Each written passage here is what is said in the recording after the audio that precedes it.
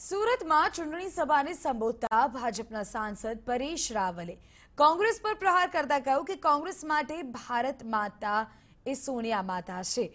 નહેરુએ કહ્યું કે વંદે માતરમ નહીં બોલવાનું। પરેશ રાવલે વિવાદિત નિવેદન આપતા કહ્યું કે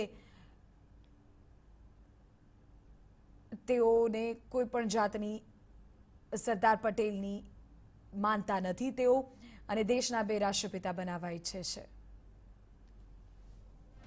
भारत माता की जय के वंदे मातरम आ बे वाक्य तमे राहुल गांधी ना मोढे क्यारे नहीं सांभळ्या होय,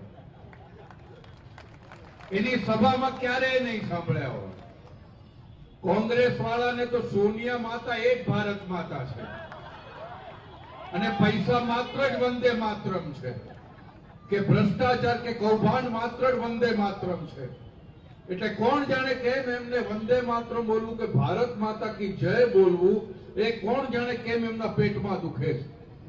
અને વંદે માતરમ તો એની સામે નહેરુજીને પણ વાંધો હતો, એમણે કહ્યું કે વંદે માતરમ નહીં